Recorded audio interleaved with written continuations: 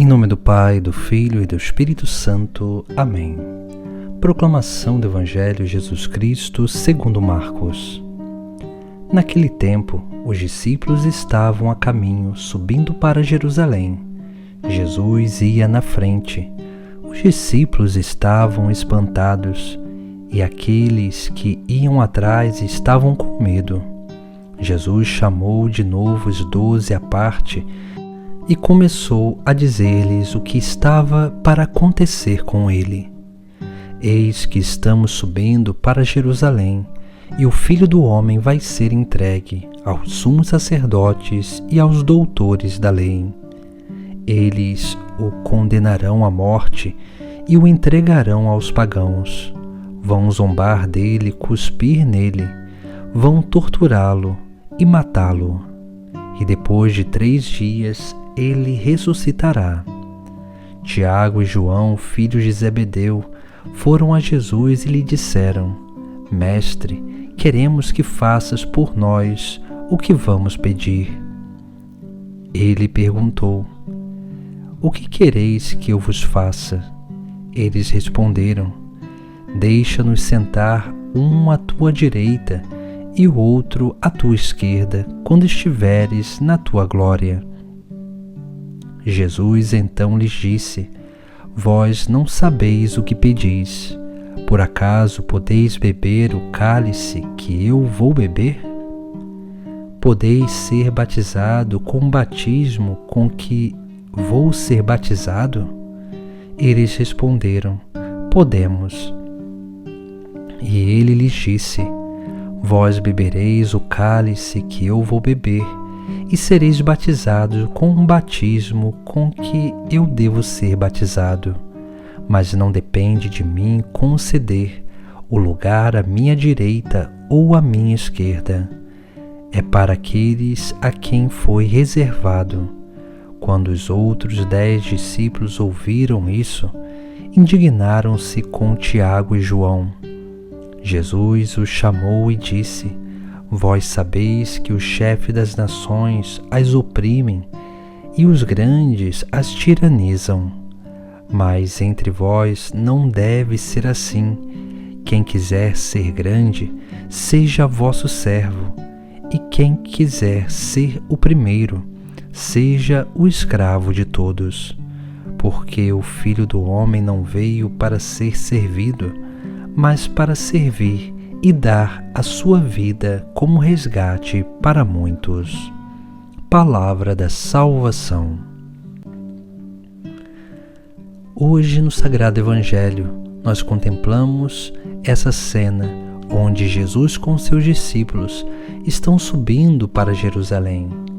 Aqueles discípulos, eles estão com medo, e Jesus ele vai predizer o que vai acontecer com ele.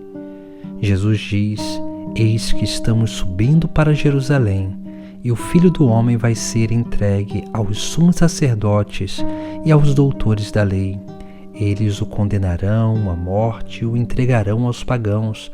Vão zombar dele, cuspir nele, vão torturá-lo e matá-lo. E depois de 3 dias ele ressuscitará.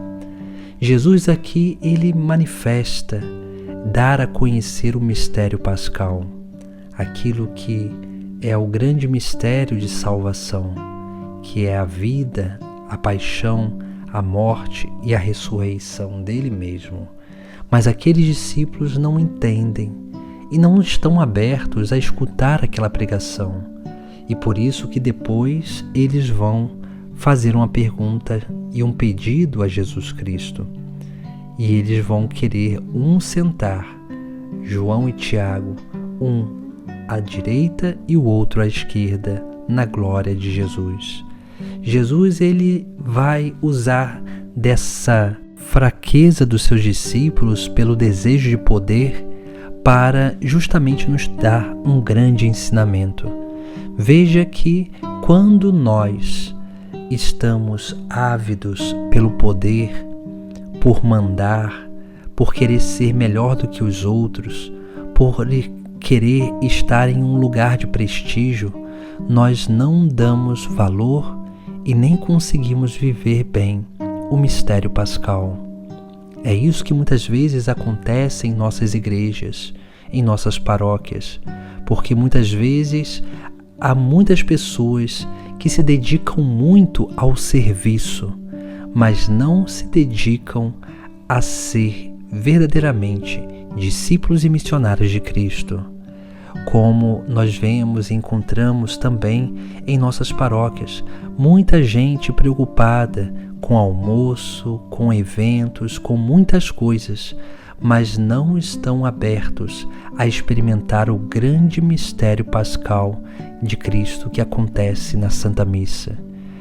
Nós temos boas e belas celebrações, mas as pessoas estão muito mais preocupadas se alguma coisa vai dar errado ou certo do que realmente viver aquele grande mistério em sua vida. Porque uma vez que nós buscamos status, poder, nós vamos perdendo o vínculo com o divino, com o celeste, e começamos a buscar as coisas dessa terra, porque não queremos mais, deixamos a glória eterna pela glória mundana, pelas honras passageiras. É isso que esses dois irmãos vão fazer, porque eles querem um lugar de prestígio do lado de Jesus. Mas Jesus, ele vai nos chamar a atenção e vai nos dar um grande ensinamento através disso. E ele vai falar sobre o beber o cálice. E é claro, também o batismo com que ele mesmo seria batizado. Veja que beber o cálice e esse batismo que Jesus Cristo está falando, que é o batismo de sangue, nós vemos que Jesus ele está prefigurando como esses discípulos iriam glorificar a Deus. Porque beber o cálice é assumir e acolher os sofrimentos. Ser batizado com o mesmo batismo de Cristo é ser martirizado, derramar o nosso sangue pela nossa fé. E nós precisamos ter esse grande cuidado, porque Jesus ele vai nos fazer essa exortação. Porque uma vez que nós não só nos tornamos capazes de beber o cálice de Cristo e de passar pelo mesmo batismo que Cristo foi batizado, nós vamos cada vez mais sendo inclinados à busca do poder, à busca dos status. E é por isso que Jesus ele vai dizer: vós bebereis o cálice que eu vou beber, e sereis batizados com o batismo com que devo ser batizado, mas não depende de mim conceder um lugar à direita ou à esquerda. É para aqueles a quem foi reservado. Veja que Jesus não oferece status e poder, porque ele sabe que esses lugares estão reservados para aqueles que o Pai quer. Jesus ele oferece unicamente a sua própria vida, que é beber o cálice e ser batizado como ele iria ser batizado.